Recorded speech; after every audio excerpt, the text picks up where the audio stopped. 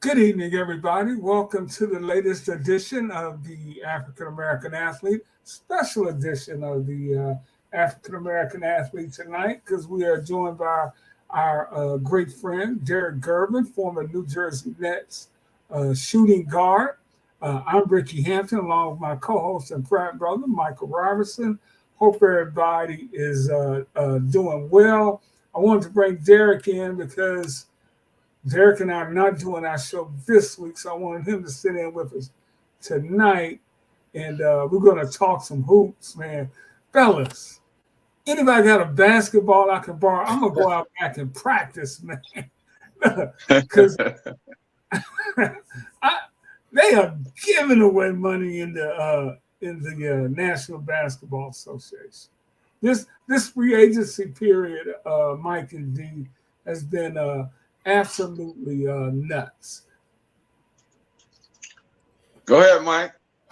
Yeah, I agree. You getting cats getting, breaking it down 41 per year, and people are laughing and clowning Dylan, and he's gonna be playing in China, and he gets a big contract, to go to Houston, and who has the last laugh now? So yeah, it's a lot of things going on, but sometimes I'm thinking, are they just setting these contracts up so it'd be easily tradable? So that's what I'm wondering, is all this a lot of setup for all these contracts to kind of match. We can make easier trades, whereas we got the lopsided contracts where only the great players are making all the money, and it's harder to trade them. You got to throw in 10 draft picks and money promise. Perpetuity, so it's a lot going on, but I think there might be a rhyme for the reason. Well, it's crazy for me, but I'm happy to see it. Me being one of the guys that played over 30 years ago, it's amazing, but it puts a lot of pressure on the players, though, as far as keeping this league. It seems like the league is in a good place right now. But as you know, as players, individual players, and Mike knows very well because he deals with these players, when you making this kind of money, it puts a lot you more under the spotlight. Yep. So I know the guys are still going to be financially secure, but we know they play for legacy. So now a whole lot of guys that got this money is going to have to step up their games. You even can look at Jeremy Grant and guys like that. I think he's a very good player, but man, he was thrown out there $160 million.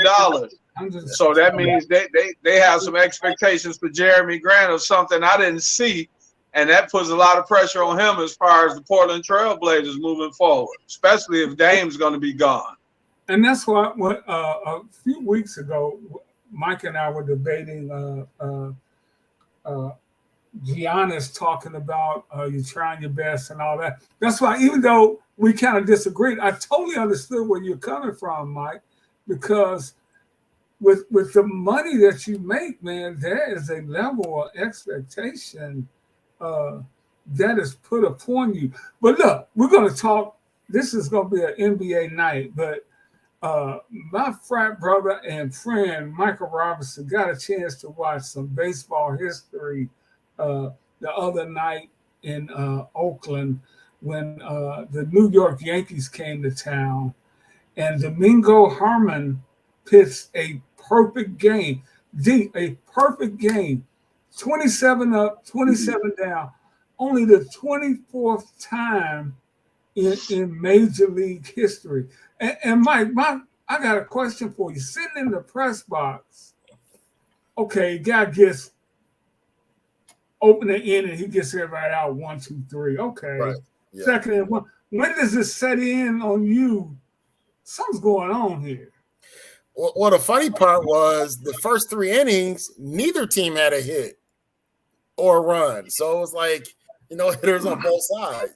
But then, the A's committed a couple errors. So that means there's no perfect game. If you get on a hit error or a fielder's choice or something like that. So then, then they got the scoring came when Giancarlo, the home run slugger for them, he got a home run deep to left. So I said, okay, maybe this would be the storyline that I'll be writing about Giancarlo, being the guy here. So then we got around the 5th and 6th inning. I said, hey, man, I don't know if you guys have noticed this, but this cat is pitching a perfect game, because I'm keeping score also. So I said, because that just keeps me attentive at a baseball game. Right. As much baseball as I covered since the early 90s, sometimes you'd be like, oh, okay. So keeping score keeps you, captivated. It also helps if you're writing a story or reporting afterwards. So I was keeping score, and I said, man, wait a minute. So then all of a sudden now I'm wondering, is anybody in the dugout telling him what's going on? Because you worry about the jinx. I even asked Aaron Boone that after the game. And, it was just interesting. So then all of a sudden now the guys around me in the press box are saying, hey, we got to keep an eye on this. So then that's what happened in that last out. I made sure I had my camera on because I said, this might be it. Because you always think that some bleeder is going to get through short or some duck snorter happen or Texas leader. A walk or something, Mike, right? Yeah. Something to take it a little, yeah. Yeah, and it was a moment where he was 3-1. And they said, this is going to be it.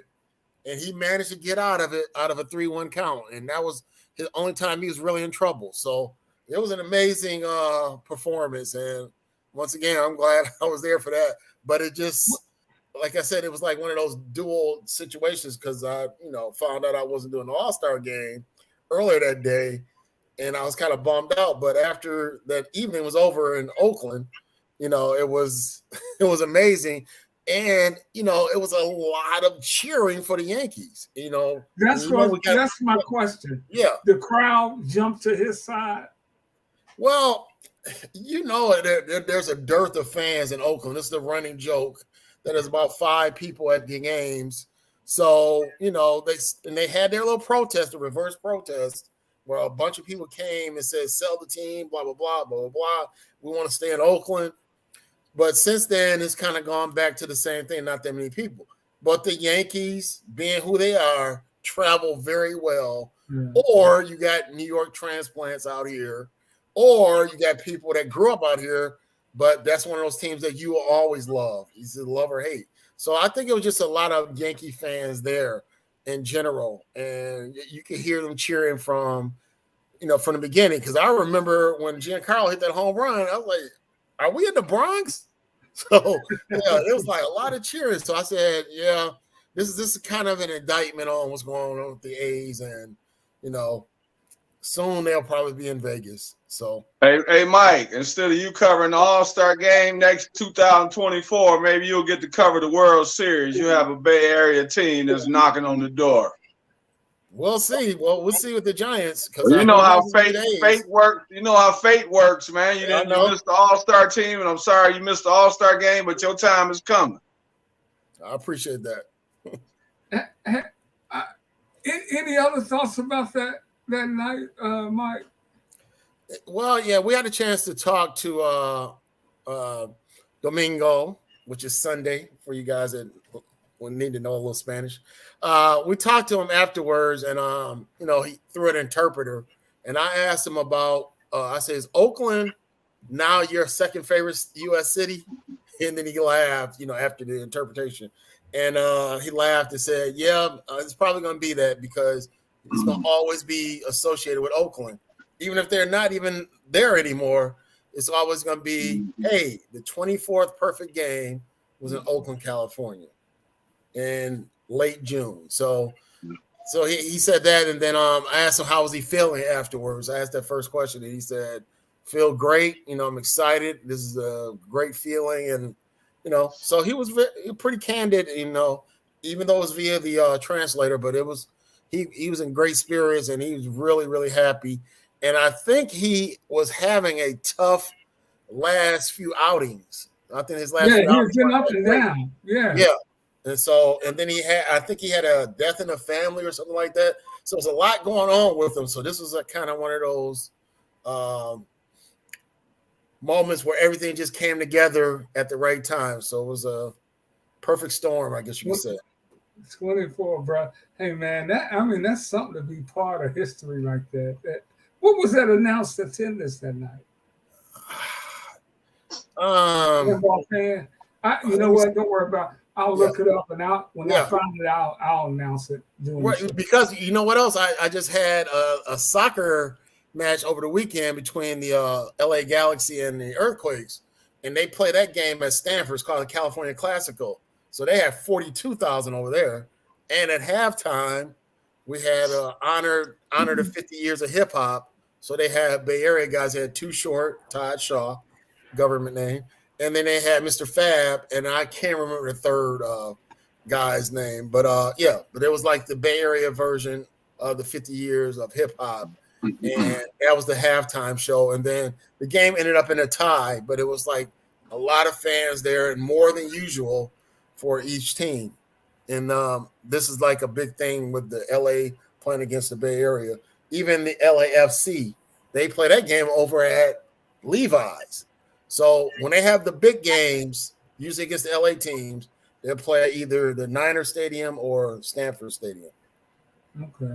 Hey, well, man, we got one of the great names in the sport of basketball on the Gervin family, our good friend Derek Gervin. D, man, this free agency period has been absolutely nuts. Latest news today is Grant Hill is leaving Boston. He's part of a 3-team deal that's going to send him to Dallas. And Reggie Bullock, former Pistons, coming to San Antonio. And what does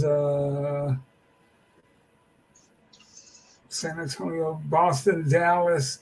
Yeah, those are the main. There's some draft picks in there. Williams signed a $54 million contract. He was probably one of the better guys left since the start of free agency. Let's start there, and let's get your thoughts on free agency so far. Well, for me, you say Grant Williams is going to Dallas? He's going to Dallas. Well, you know, they were already, at one time, Grant Hill was already being traded in the Malcolm Brogdon trade, but it fell through. Grant Williams. Grant Williams. You say, we all know who you meant, but he was already in the trade, and then the Brogdon trade fell through, but Porzingis was still able to move. So I think that's a good move for Dallas. It brings another defender, a guy that can knock down open three-pointers. His toughness. He's a total team player, and I was glad to see him get back in the mix because the previous year they had pretty much eliminated him from the playoffs. As the playoffs went on, they stopped playing him. Yeah. So I was glad to see him have a bounce back year this past season. I think it's a big move for Dallas. Things are looking up in Dallas land down here, and I think it's a great move for Grant Williams. I'm sorry. I'm glad to see him get paid. Hey, Ricky, the money he got paid, he's earned it. So I was glad to see that because he's been a hard player since he came out of college. He's proved that if you do the role players are important as well. So that's why I'm glad to see him get this opportunity. Yeah, I am too because that's the thing about it is that, you know, when you look at a lot of these championships, you only kind of look at the two or three players, but a lot of times it comes down to this because let me give you guys this example. Fred Van Vliet out of Rockford. Remember the Bucks were up 2-0. This is back in 19. The Bucks were up 2-0 on Toronto, like they're about to sweep them. Third game goes to overtime, and then they eke it out. But guess what happens? Soon as Van Vliet's lady had her baby, he went crazy. And he was like the factor in them winning that series, you know, over Milwaukee because he was hitting threes from everywhere. He was driving to the hole. He just felt free once he had his son. So sometimes it is the role player that comes up. I mean, you could say Iguodala in 15 against the Lakers. Against the Cavaliers. So that's the thing about it is that sometimes we do need to look at how important these role players are. And in some cases, they do deserve the big payday if they did something really significant to get that city a ring or anything like that. Yeah. Bruce Brown in Denver. All Denver could offer him was $7.8 million. The Pacers are paying him $45 million. I mean, bro, you got to take that money when that kind of offer is there. But D, so you like what Dallas has done? You like Kyrie re-signing there with Luka? The reason I like it because now we won't have the questions anytime soon about what's going to happen with Kyrie. We already know now. They gave him a 3-year window to play there in Dallas, and they actually rewarded him. I thought with the $42 million a year. If you really look at it, and Mike, you know, because you out there in the media and all that, he didn't really have a whole lot of options. So it's not like Dallas was competing against anybody else. So I don't think they had to pay him as much as they did. So I think they rewarded him.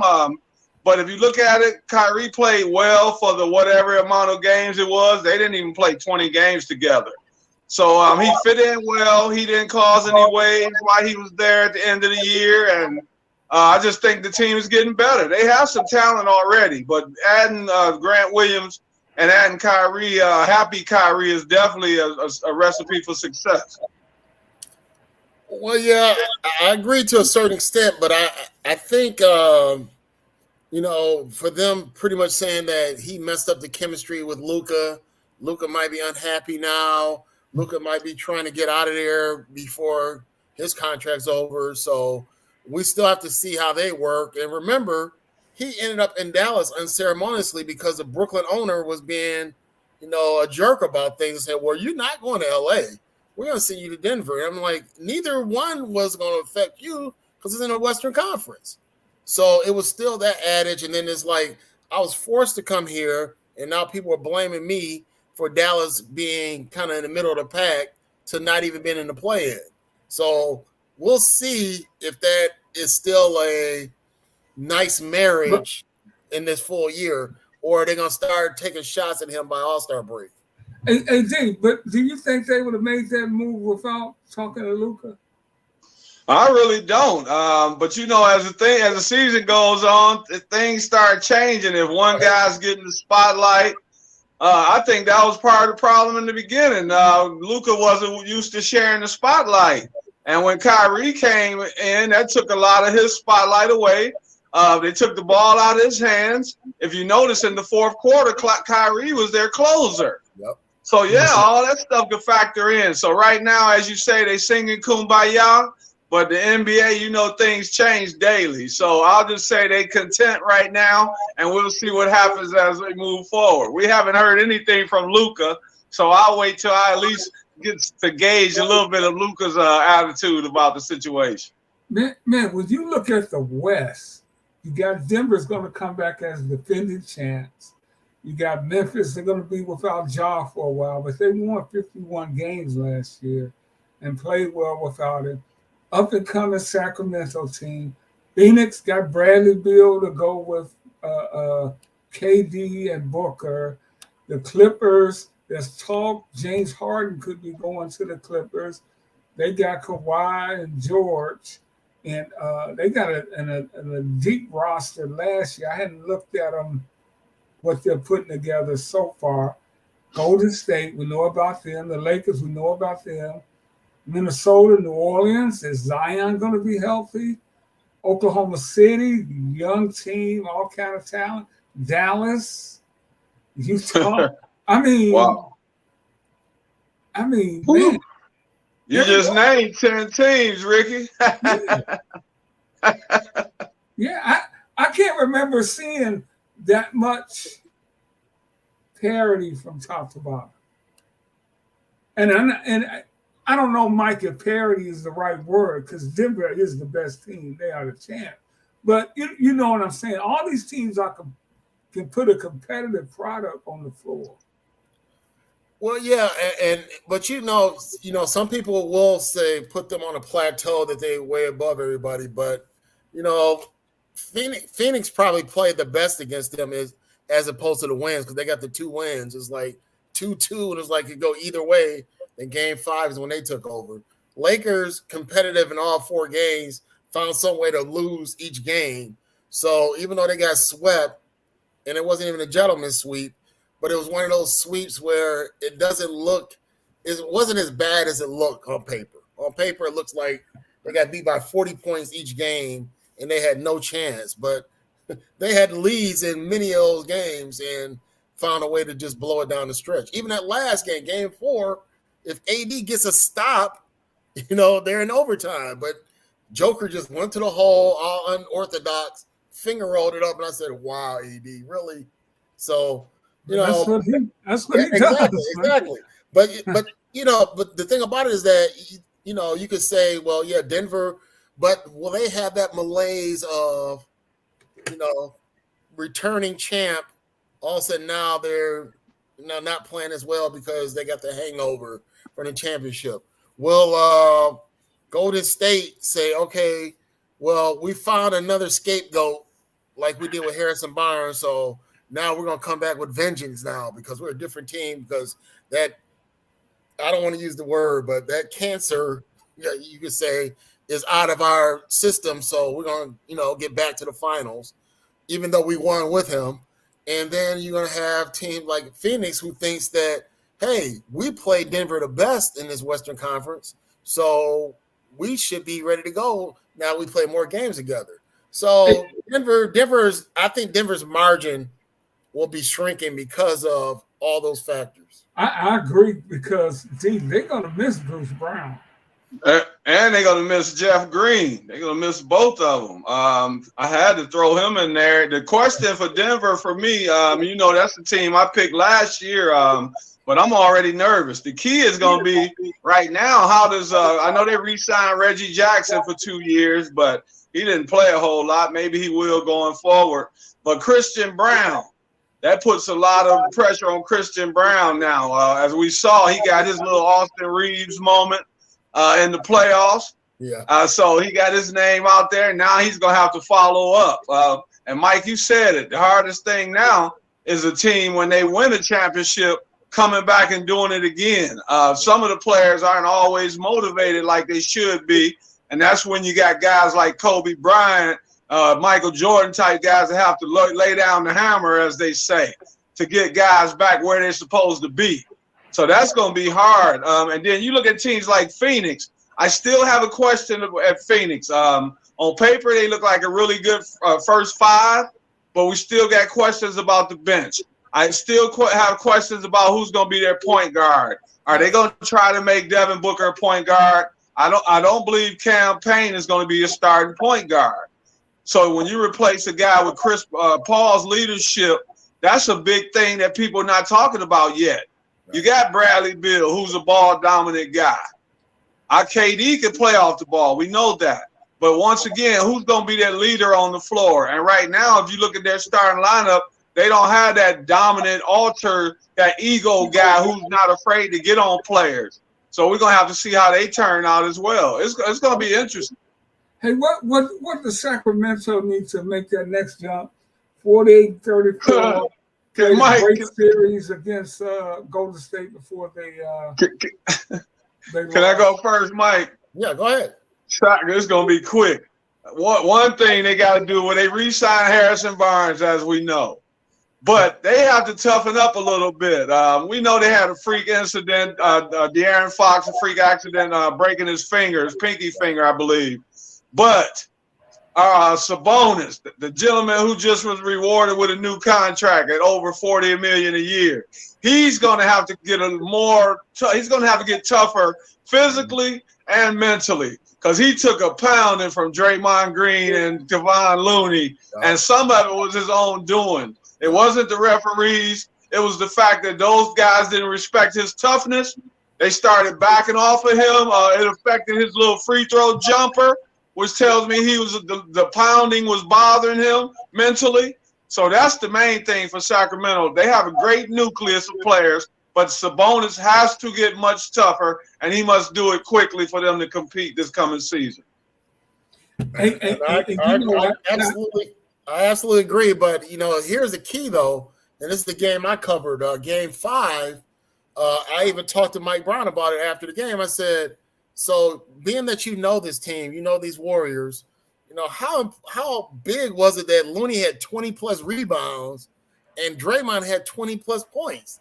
He said, yeah, those two did a great job for their team. And, it's almost like they have so many weapons or they have so many different angles to get to you that once you go over and try to stop one, it's going to come from another one.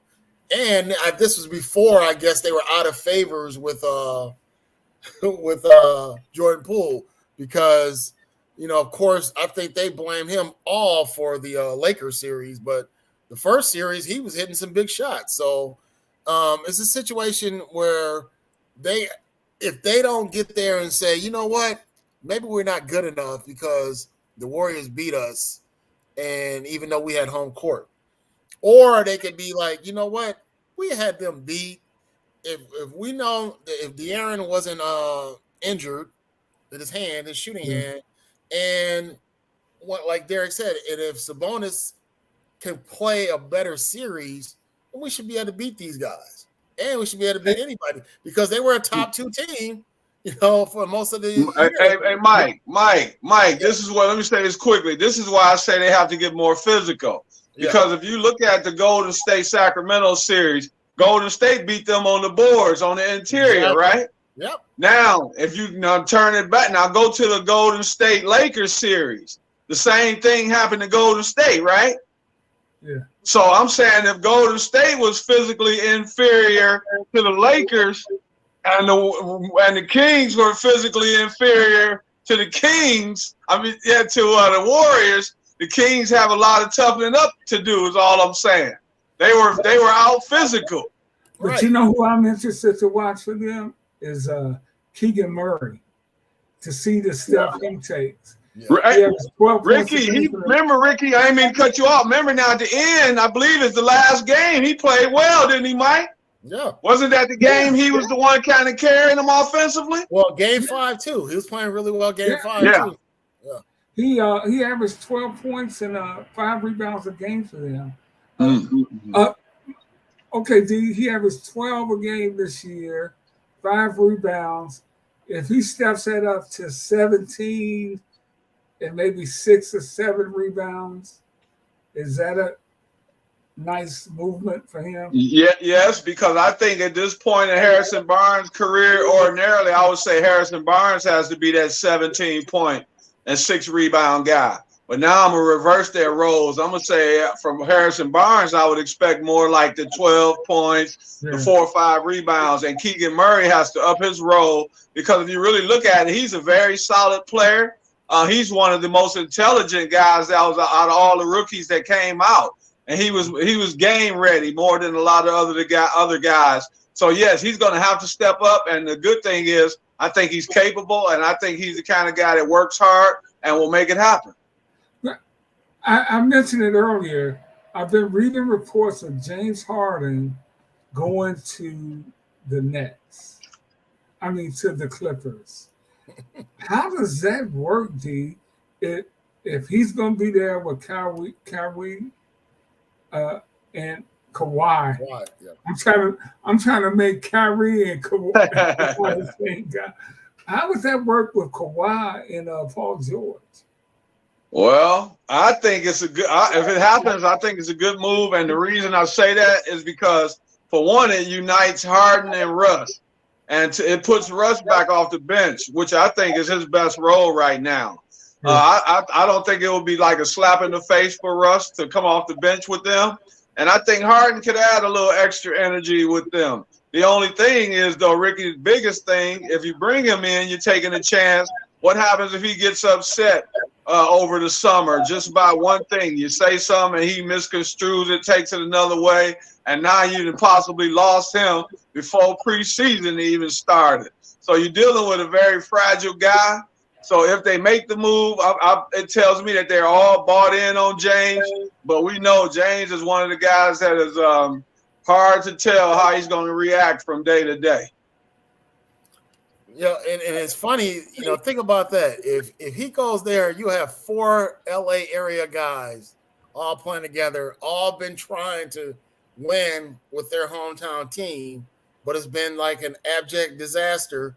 So it'll be interesting to see how that chemistry works with all four of those guys. And then the injury list will be full too. And have you seen the decline? I've heard guys talk about Harden not being the same guy. What do you see when you watch him now? These are highlights from the night he had 45 against. Okay, see, that's perfect. Perfect start. The night he had 45. James still can play, but he has lost quickness. He's lost even going sideways vertically and all that. He's lost some speed, but every now and then he still can give you that James Harden performance. It's just not going to be as often. He's not young. He's not aging backwards. And he's had a lot of miles on that body. So every now and then you'll get James Harden. As opposed to in Houston, you might get a superb performance 4 out of 5 nights. Now, for me, I expected 1 out of every 6 to 7 games. And that's just who he is today at this point in his career. But you want to know something else?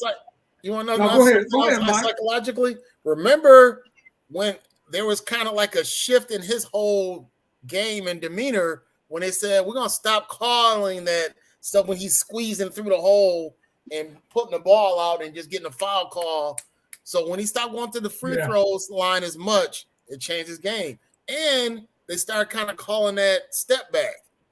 Start saying, hey, man, you got to stop doing that or we're going to call traveling. And remember that affected Steph for a few minutes too.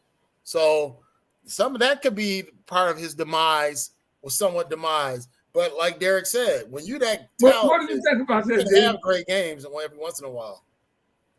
Well, the funny thing, Ricky, we talking about a guy that actually averaged 21 points and 10 assists a game, 11 assists maybe, and led the league led the league. James, man, is a different breed. I think, Mike, don't you think though if you look at him going laterally and all of that offense with the ball, don't you think he's lost a little quickness? Oh yeah, I mean that's just part of it. Let's not forget when he's out of shape at Houston, when he got weaseled his way out, it all seemed like, okay, is he in shape now or not? Okay, did he fake that whole thing so he could get out of Houston and then now he's in Brooklyn, he's gonna be on Slim Fast or something? So it seemed like at that point he didn't have what he used to have. I just thought, as answer Ricky's question, I thought that he still is, even without the fouls and stuff they were giving him and the swing through and all that, if he was a quicker version of James Harden like he was back then, I think he could have adjusted to the rules quickly. And that's why I say that, Mike. It took him a long time to adjust to these rules. Right. And a younger James Harden, I think, would have adapted a lot quicker. That's why I just say that I see a little slippage as far as age. But you know what? If he got paired with George and Kawhi, he's shown that he can still be effective and pass the ball. Like you said, he averaged 11 assists last year. His assists could go up as the scoring comes down. I think his assists would go down, Ricky, with them. And the reason I say that is because we got Kawhi, who's my guy, but he's more into the dribbles now. Maybe it'll be a little different after his surgery and everything cleaned out. And, of course, we know Paul George has got to have that ball in his hands with those 10 dribbles. So that's the stuff that scares me. It's kind of like when you put Devin Booker and KD together and now Bradley Beal. You got 3 guys that are used to a lot. Devin Booker doesn't use as many dribbles, but if you look at KD and Bradley Beal, they're a guy that usually have a ball in their hands a lot. And it's the same with PG and Kawhi. And then you got Russell Westbrook. Exactly. We can't leave Russ out. Yes. So, I mean, that to me, Ricky, that's total combustion. They could be a good team, but it could go either way. They could be a pretty good team, or they could be a really bad team. Hey, G, when you played in the 80s and 90s, did you have? I know it wasn't, but you just didn't have a lot of guys that dribble the ball constantly. Was it anybody that played back then the way guys play today? You had a few guys that had to have the ball. If you remember, I won't go too far back, even a little before me. Guys like Adrian Dantley, Charles Barkley. That's why they took away that backing in rule. Because you had those guys dominating the ball. So, yes, in every era they've had that. We don't have it as much now. We don't basically have it at all now. I thought that would be somewhat Zion's game, and that should be Embiid's game, but we don't have that anymore. But, yes, in my era, you had a few guys that could hold that ball for 15, 20 seconds. So it's nothing. Yeah, it's just today. It didn't just start. Yeah. Yeah, you're right about Adrian, and he's like 6'5".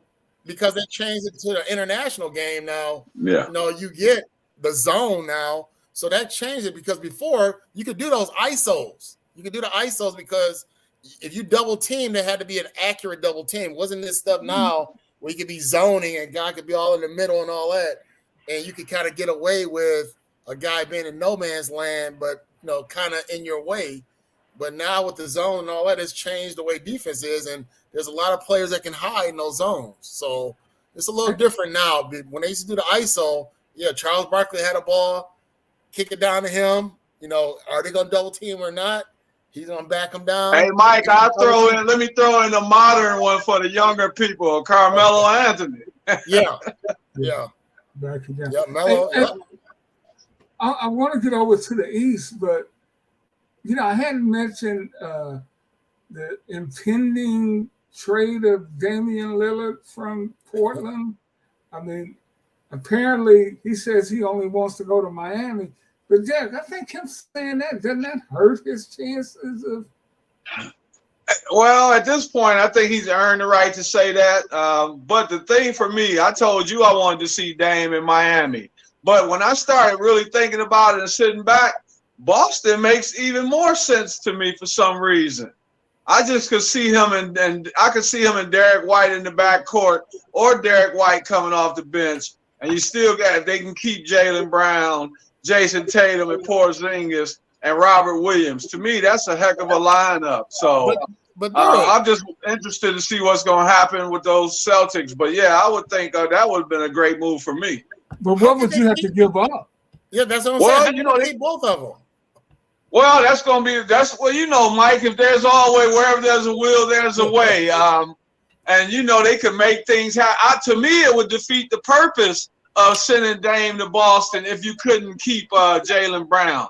I like Porzingis, but we've never seen Porzingis in the heat of the moment and when in a situation with a winning team.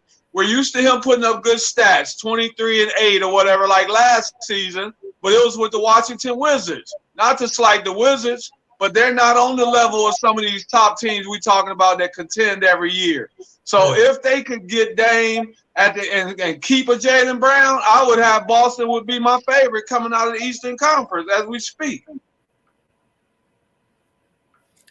Well, yeah, like I said, it'd be kind of for Portland to be able to trade him and not get a player of at least his ilk back. It'd be kind of crazy.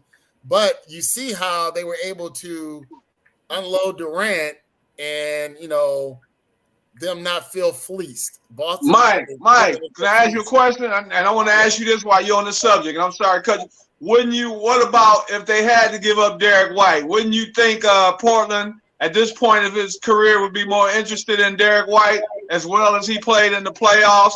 And he's a guy that doesn't necessarily have to be a point guard. He can also be a two guard and play off the ball, and he can defend on both ends. And he can play on the other end.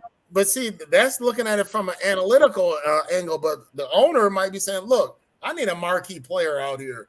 We're already bad enough. We're in Portland, a smaller market." Is Jaylen Brown marquee though, Mike? I'm glad you asked. Is Jaylen Brown? Isn't that still debatable whether Jaylen Brown's marquee or not?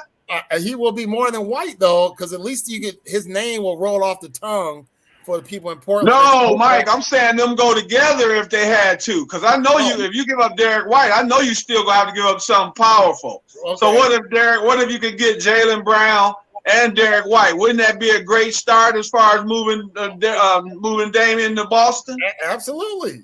That would do it. But what I'm saying is that, a lot of it depends on the owner. Like I said, the one in Brooklyn was saying, you know what? we're going to give Durant what he wants, but we're not giving Kyrie what he wants. But it still was like, okay, you're giving up Durant. Durant is, in some people's eyes, top 3. Some thought he was number 1. And then you really, you didn't get anybody back of his ilk back. I mean, you would think, like, if I'm going to trade you Kevin Durant, give me Booker back. Or at least CP3 or somebody. So that's what I'm saying, that it depends on how the owner is looking at it as, I got to get something grand back or I'm not going to do this deal. And especially if I got a guy that hasn't complained about leaving, his whole career, and now he might be mentioning it because the media's throwing it out there. So it all depends on what the owner's mind of thinking is. We've talked about this before on your show, Derek. I mean, it's just time for Damon to go. I mean, just hadn't. His great play has not produced anything. It goes back to legacy again, Ricky. We keep talking about legacy, and a lot of people think legacy doesn't matter to all these players. Dame is already financially secure. He's one of the highest paid players in the history of the NBA. But at some point, I felt like when they brought in Scoot Henderson, to me, they were telling Dame, hey, whatever you want to do, you're free to do it. And I think Dame sat back and thought about it for a few days, talked to his family and the people in his corner, and decided it was time to go. The grass might be greener on the other side. We don't know. I just think that he's ready to win. I think he got tired of seeing Steph get another ring. LeBron was in contention this year. I just think he's tired. MB got an MVP. Jokic got his first ring. I just think he got that itch, and he couldn't take it anymore. And when they took his Scoot in the draft, I think for me that cemented it. And his backcourt mate was actually on a team that played better than they did when he ended up down in New Orleans. I mean, remember how he kind of made them a contender when he got there. So, yeah, I mean. CJ, yeah. That's the thing about when you sit there and make it seem like, well, I'm acting on my principles that I need to stay on one team the whole time. And I think sometimes it's a false narrative when they say, well, Kobe was on the Lakers his whole career and Magic and all these guys, but it's like you don't look at the things. Kobe's supposed to have been in Charlotte. Somehow he got out of that. And then it's easier to stay with the Lakers your whole career than it would have been in Charlotte, because the Lakers, because of the brand and everything, you're going to get players somewhere along the line. I know the Lakers like to cry about not getting CP3, but the way they got Paul Gasol was a train robbery. And they went to 3 straight finals after he got there. So some teams, you can stay there because you know they're going to be in resume the excellence mode. Hey, Mike, do you think this was a factor? Because if you look at the league now, you got some teams trying to put together, they say a super team. Phoenix is trying to go beyond that, because if you look at it, they putting together a dream team. If you look at their starting 5 that they trying to put together, right. So Dame feels like he left out. Like, look, hey, this stick out like a sore thumb. So if he really wants to even get in the playoffs, pretty much, Ricky, to even get in the playoffs, he has to leave. Because you already mentioned Oklahoma City, who's on the come up. You mentioned Sacramento. I'm not even going to talk about the teams already at the top of the ladder. Just think of all the teams you have to jump now just to get in the play-in game. So Dame had to leave. I don't think he has a choice. Yeah, and I want to get over to the West, but we've mentioned so many teams in the East, and even in the West, and even San Antonio, which had tied with the Pistons with the worst record, they got Wembanyama. So, the West is just so intriguing. Houston, they signed Van Fleet. They got Jeff Green. Another guy they came in. So everybody's trying to make moves in the West. It is going to be fascinating to watch what happens there. But let's go East. I'm starting Milwaukee. Giannis had some knee surgery today, got some stuff cleaned out. They think he'll be ready for the start of the season. And, you know, him going down in the playoffs really cost them a chance to get to the finals. Because all due respect to Miami, I think a healthy Giannis would have got Milwaukee over the hump. But he wasn't healthy, and they didn't get there. But we started Milwaukee. They re-signed Lopez, Derek. Your thoughts on what the Bucks have done? They haven't added a lot of pieces yet. I'm sure they'll add a couple more role players. But if you look at it as far as being in contention, they are already back in contention in my eyes. They struggled with some injuries last year. I think some games Budenholzer wasn't himself. I know he had a lot going on in his life. But I just think they will be one of the favorites to come out, especially with them re-signing Brook Lopez, which I thought was huge. And if you look at that team, they re-signed Chris Middleton, $40 million a year. So if he can come back healthy, to me, Mike, and you tell me for you too, Ricky, this is what I base Milwaukee's team on. If you look at them the last couple of years, I think they haven't been up to the level they were in their championship year. And the reason I think that is because a lot of it is because of the injury of Chris Middleton, and he hasn't been that 100%, that all-star player that we were seeing before his injury. And I think that's a major part in why Milwaukee struggled. Totally agree.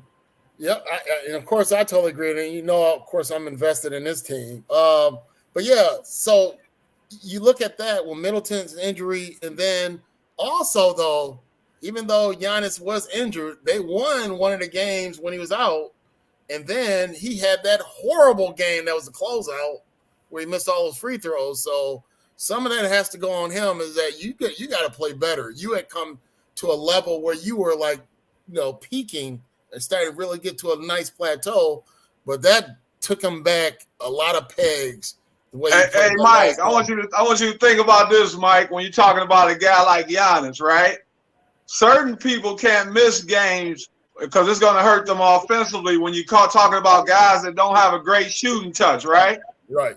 So when you take Giannis out of a game or two and his rhythm is up and down, I'm not surprised when he has that type of free throw shooting game because his confidence is already not at the highest level going in.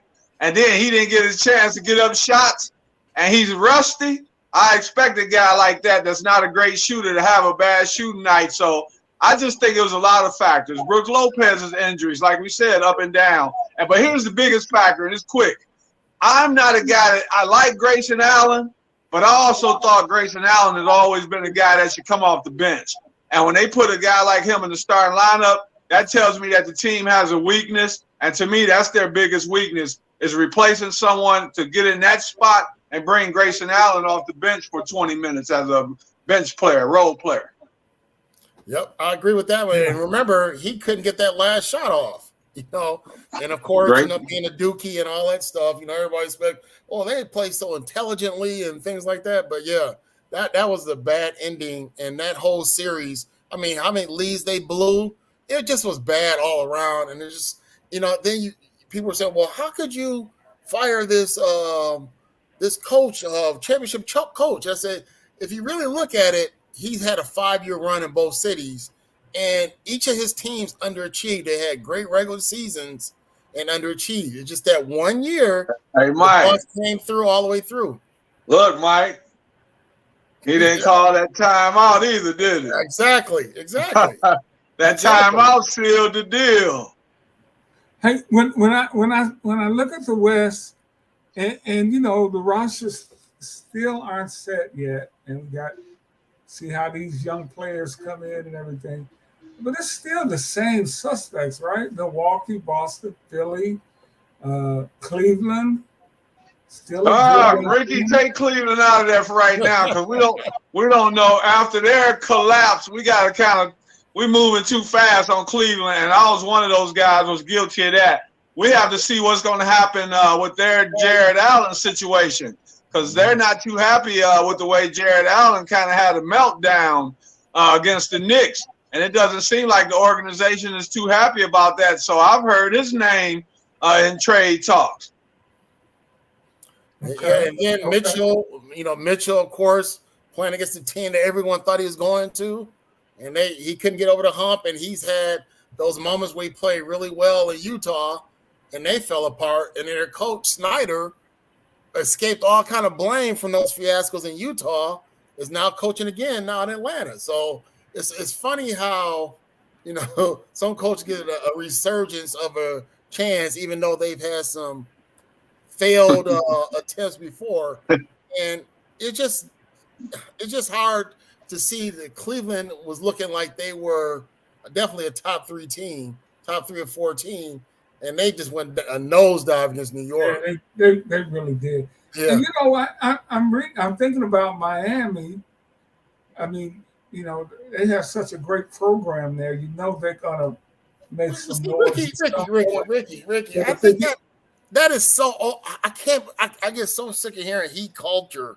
I'm like, Derek, I'm not sure how you feel about it, but when they keep saying heat culture, I'm like, what is heat culture? They got 2 championships since Spoelstra's been coaching, and that was with LeBron there. You notice that they seem like they were kind of not really mentioning LeBron. They kept mentioning Wade, they mentioned Zoe and all that during this run. It's almost like they were trying not to say that LeBron was a part of that, especially Van Gundy sitting there doing his announcing. And it just really kind of boggles my mind. When I say their program, like they're always competitive. They're always and undrafted players. That's what I take it as, Mike. When they say the culture, they bring in. If you look at it, they've been very studied as far as Pat Riley and Eric Spoelstra. They've weathered a lot of storms together, and they've continued to build through not free agency like a lot of teams. If you look at it, guys like Gabe Vincent, Max Strus, you got a lot of players that have come up through their system, and that's what I take it. That's what I go by when I hear them say heat culture. Duncan Robinson, and a good example of that. Duncan Robinson sat all year. He finally got a chance. The dude was ready, came in there, played well for them in the playoffs. But they are looking at Damian Lillard. Now, don't forget, Lillard is 33, guys. And I know these guys they take care of themselves so much better today. They have so many, the healthcare, the science and all that. LeBron's a marvel at damn 40 years old. He runs around like a young man.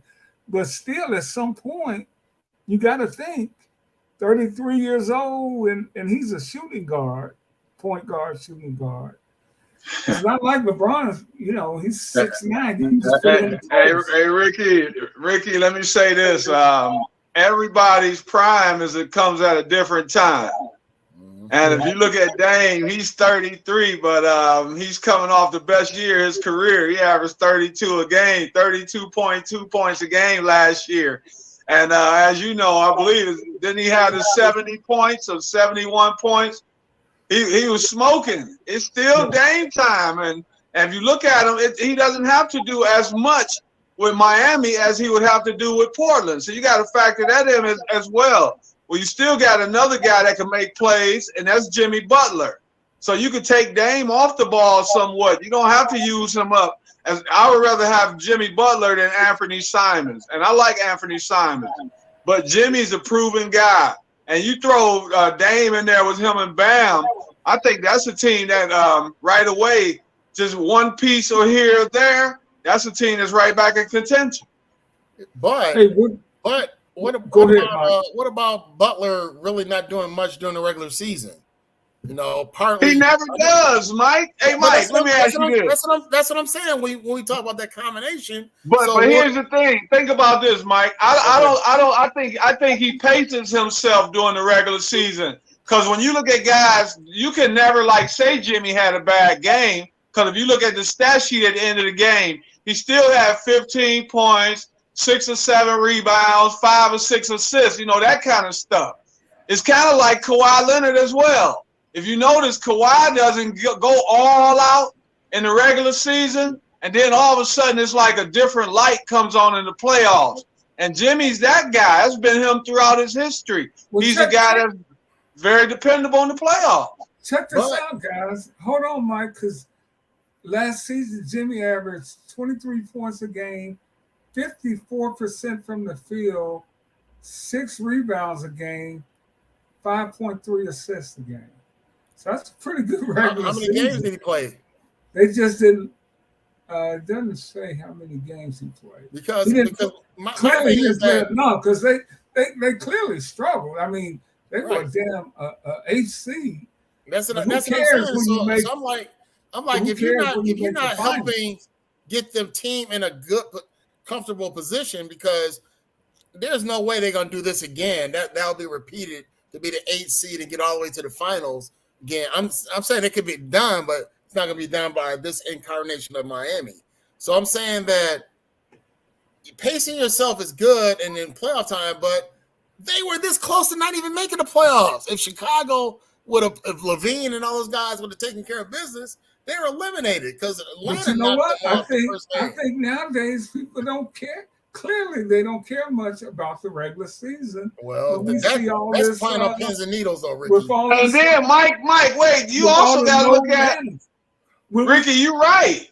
And Mike, wait though. Near the end of the season, when they were fighting for their life, didn't they start playing much better as a team overall? Yes. So Jimmy didn't have to do as much. Other guys started making shots. They weren't shooting well throughout the season.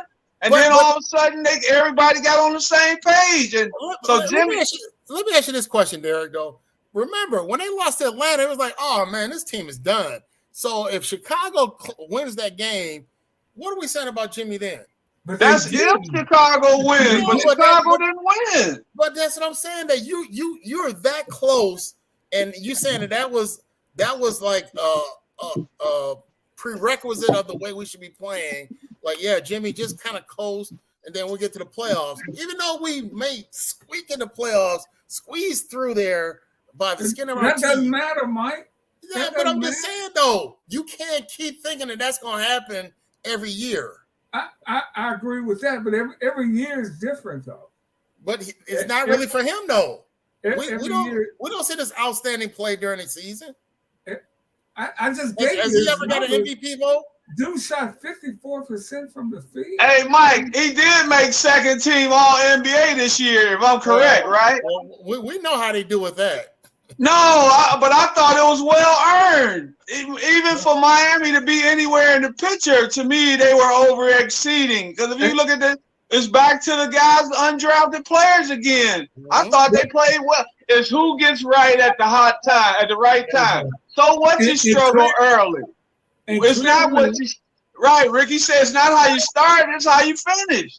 And clearly, guys, I go back to this low management. Guys, they don't care about the regular season. It's true, Ricky. It's sad, but you 100%, sir. These teams believe they can go in and win it on the home court. Back in the day, nobody wanted to go into Boston. You didn't want Boston to have home court. Ricky, can I ask you what was it last year? Boston didn't win a game at home. Hey, Ricky, can I ask you a really quick question for you and Mike? Don't you think, because we always hear about load management, right? But if you really look at it, was it a bad thing really this year? Because I know people get on Anthony Davis. But by Anthony Davis load managing, wasn't he able to play every single game in the playoffs this year? Isn't that the object? Yeah, it is. And I see that both ways, man. If I'm coaching a team, I got a guy like Anthony Davis, I want to protect him. But if I'm sitting in the stands and I want to see Anthony Davis, that's you're right. That's the hard part. Hey guys, this has been a great conversation, but I got to get out of here. I'm about to hit the road. We are not going to have a show Sunday. Derek and we're not doing our show tomorrow, but we will be back next week on our regular schedule. D, thank you so much for checking in with us, man. Ricky, this is like the old days, having all three of us together. Oh, especially Ricky, after the playoff games. Remember those days? Yeah. Hey, Mike, I want to tell y'all to have a good night. But Ricky, the most important thing, I hope you have a safe trip, my man. Yeah. Yes, sir. And thank you very much. Mike, have a great night, my man. Listeners, everybody have a great night. Stay safe. And like I said, tune in for me and Derek on Thursdays, me and Mike on Sundays. Until then, frat brother, be good. D, take care. Peace, everybody. See you next week.